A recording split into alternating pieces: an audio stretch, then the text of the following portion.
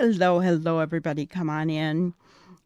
Just trying to get caught up today. Yesterday, I wasn't feeling the greatest. Still kind of recovering, but I don't know what it is. Some kind of bug. Um, but come on in, take a seat at my table, grab a beverage. We are going to continue our discussion about the disappearance of Suzanne Simpson today. Got a couple of things to go over with you. Um, One of my subscribers is so good at giving in-depth, detailed information to me, and so I thought I would share some of that with you today. Um, and there was also a couple of articles that I wanted to go over with you.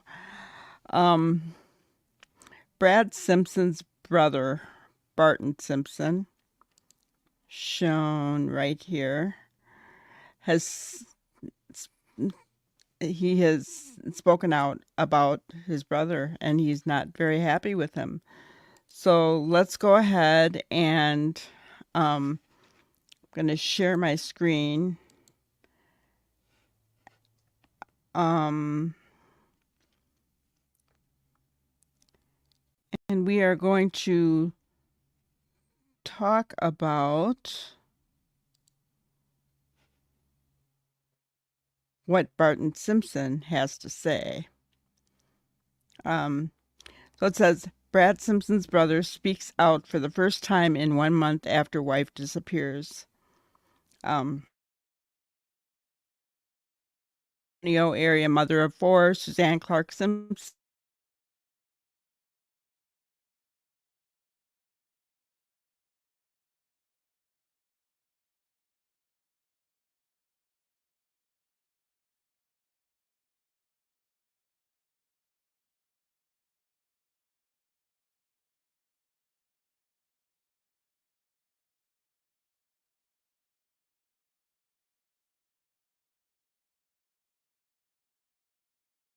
Side of Bear County, all to no avail. I keep wanting to say Bexar County, guys, but I caught myself. As police failed to extract any details from the husband, having publicly shared no hard evidence to link him to Suzanne's disappearance, his family continues to advocate for Suzanne. It's essential to assist investigators, especially in a case where a mother of four is missing. As both a husband and a father, I find it imaginable that anyone would withhold cooperation when a loved one's life may be in jeopardy, Brad's brother, Bart Simpson, told my essay. In this situation, cooperation could provide answers to help the family find closure or move forward. For Brad to refuse to assist, even if it poses some risk to himself, demonstrates a concerning lack of empathy for those he cares to love. Wow, huh? While Brad isn't speaking, his family members are.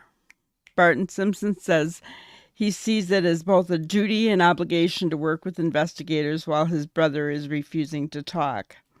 In the weeks since her disappearance, the family has described Suzanne Simpson as a light in her community, a dedicated real estate agent with Nick's Realty Company, and a loving mother of four children. Suzanne Simpson is a bright, positive presence, and her energy would light up a room, Barton Simpson said. She's almost always happy and consistently there for others. She is a devoted mother of four, a beloved daughter-in-law and sister-in-law who brought our family closer together. She married the youngest of three siblings, Brad Simpson, after years of dating, says Barton. Having seamlessly integrated into the Simpson family, she became the birthday party planner and de facto travel agent due to her extensive real estate connections. Suzanne coordinated family birthday and Christmas gifts, making celebrations special, Barton said. Though cooking wasn't her favorite activity, we all loved her mashed potatoes. She is deeply missed, and life just isn't the same without her. I think that's just a very loving tribute by her own brother-in-law, right? I mean, that's so sweet, to remember that they loved her mashed potatoes, that she planned parties for the families. How awesome, right? I really have a lot of respect for Barton. And so again, Suzanne Clark Simpson was last seen at around 11 p.m. on October 6th. A neighbor reported seeing Suzanne and her husband Brad in a physical altercation where he allegedly assaulted her and attempted to restrain her, an exchange which would ultimately lead to his first 2 misdemeanor charges. The couple had come home from a party at the exclusive Alamo Heights private club, the Argyle, before the alleged fight ensued. According to the arrest warrant for Brad Simpson, the neighbor who attempted to find the couple after they wandered out of his line of sight toward a wooded area near their Olmos Park home heard 2 or 3 screams. That was the last time police believe anyone heard from Simpson. The husband was then seen driving away in his GMC pickup truck and wouldn't return home for several hours.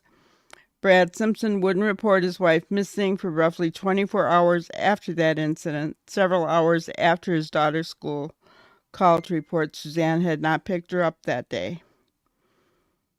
And then, it goes on to say that several searches have been unsuccessful. I did kind of want to show you something. We're going to share again.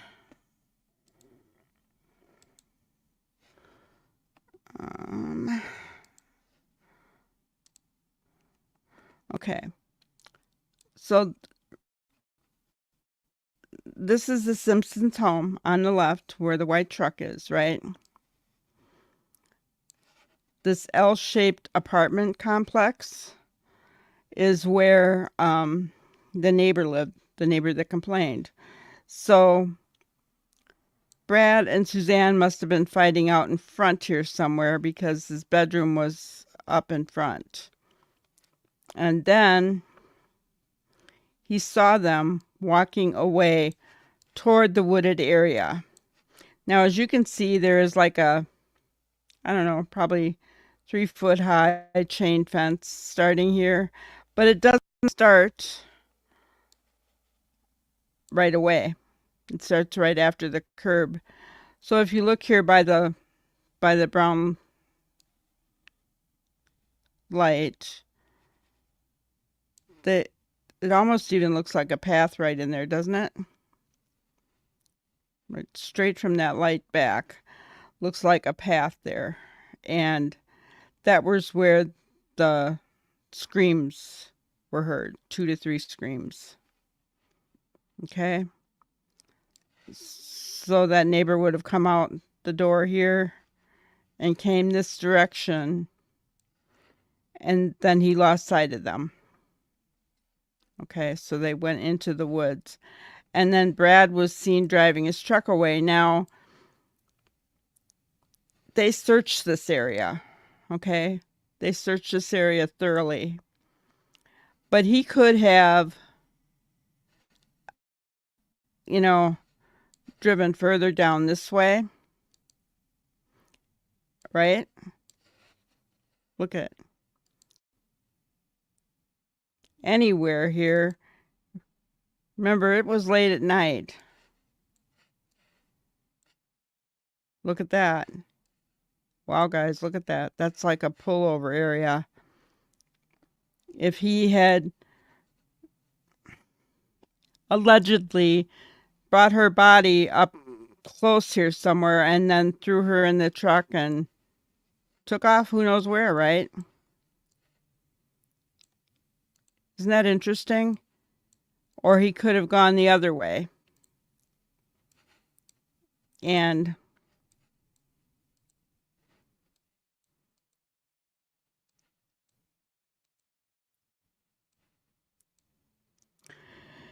I don't know really. I mean, the other direction that we were just at would have seemed better because this is pretty much kind of curious though.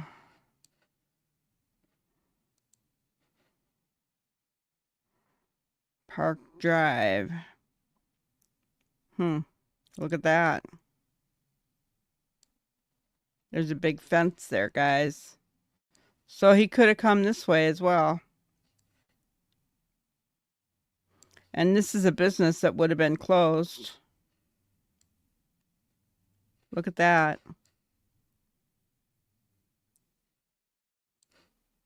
So he could have been here. He could have been anywhere in here.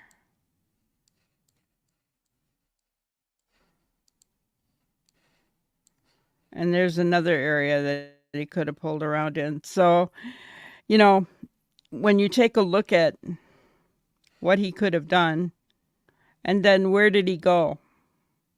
Obviously, we know that her body was not found in this section of woods at all. They searched that.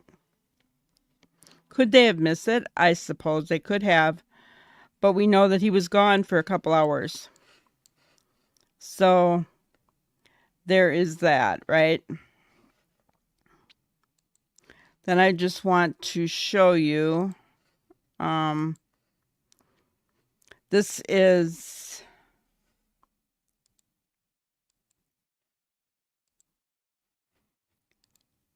share my screen again. Okay, and then right here we have,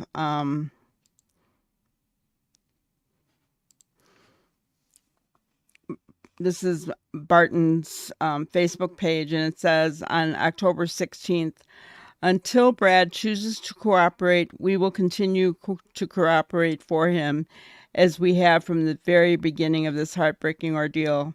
This is not how he was raised, and this is not who we are. Our parents instilled in us the values of honoring and protecting others, and they are truly remarkable people. The devastation this has caused to our family is overwhelming. Brad's refusal to cooperate is unacceptable. My sister and brother-in-law have stepped up to take care of the children, but the impact on our parents has been shattering. Our lives have been irreparably changed. We will not rest until we find Suzanne. Barton T. Simpson. And, you know, guys, I just have, you know, a strong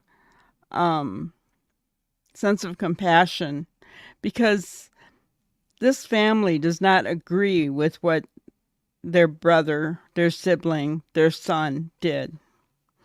And Brad is sitting in jail, not cooperating, and from what we hear, he's going to plead not guilty. You know, and he's not doing anything to coordinate for the search for Suzanne. Nothing. You know, that screams guilt, no matter who you are, when you're not helping. You know, that's his wife of however many years. I forget how many they've been married. That is his wife. You know, and even the brother went so far as to put this on his Facebook page. Break the silence and domestic violence. That's Barton right there. Isn't that incredible? You know, even his brother would do the right thing. So you could see that he was not raised to be an abuser, right? I have one more article that I wanted to read to you guys. Let's see. And this one is heartbreaking, you guys. Suzanne Simpson's daughter says, father took my mother's life in a state of rage. My mom was a victim of abuse from my father. My father took my mother's life in a state of rage and control. In our community, this should not be happening, and I will not stop speaking as the voice of my mother until she is found. I will forever represent all victims of domestic abuse and assault. As my mother's daughter, I will tell our story over and over again. With every breath, I will make sure you remember her name. Suzanne Simpson was a victim of abuse and a victim of this community. Beyond being a victim, she was a phenomenal mother, hardworking, driven, loving, and kind. Shame on my community for not speaking about domestic violence when in Alamo Heights women are marginalized by society and misogyny every day and are told to keep their mouths shut. This is the time to speak. Speak for my mom. Speak for yourself. Your voice will be heard. My mom fought for her life, fought for her family and herself. Our community needs to come forward with strength and bring awareness and change to uplift women who brought us life. Those who choose to remain silent are choosing to blind themselves from domestic violence in our homes. My mother tried to leave my father and lost her life. If you stand with my mother and our family, please be present in my dad's hearing on November 13th in SATX. Stand with us in silence for my mother. Justice will be served and my mom will be brought home. Shame on Alamo Heights for not educating the youth and community on domestic violence and sexual assault as women across the world suffer in silence as victims. Any woman of the AHHS community that has experienced any kind of verbal, physical, or sexual abuse, this is your time to speak. Be strong like my mother and speak up. So, oh my gosh,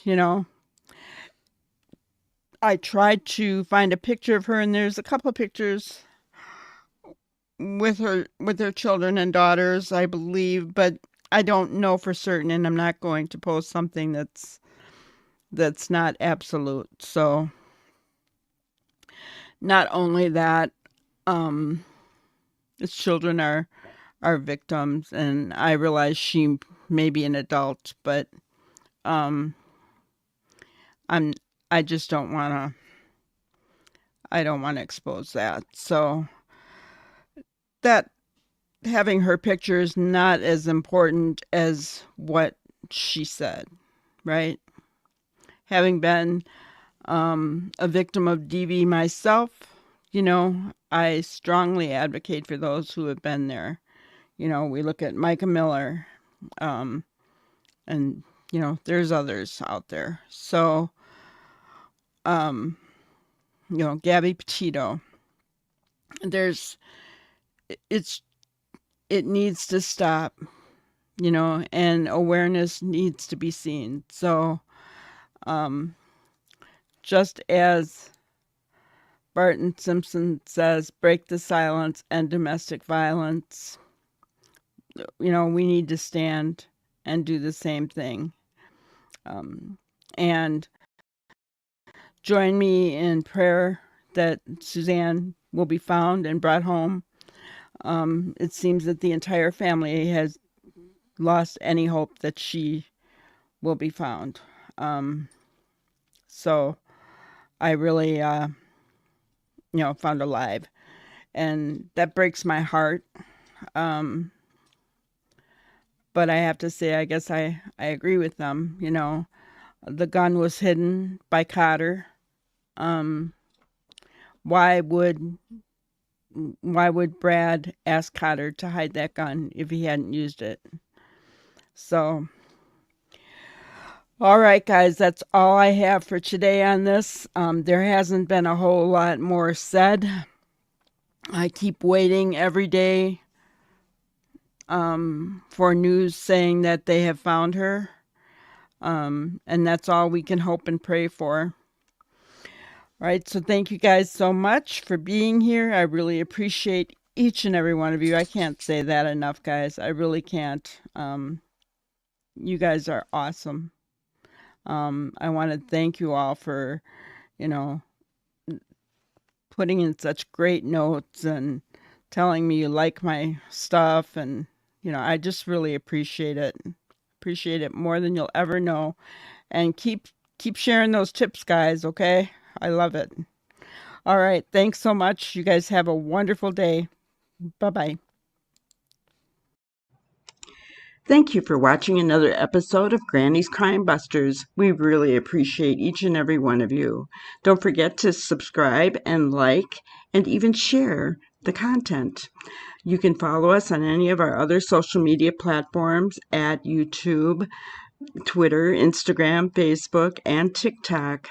We really appreciate you guys, and you can also email us at granniescrimebusters@gmail.com. Thank you so much, and we will see you on the next one. Thanks, guys.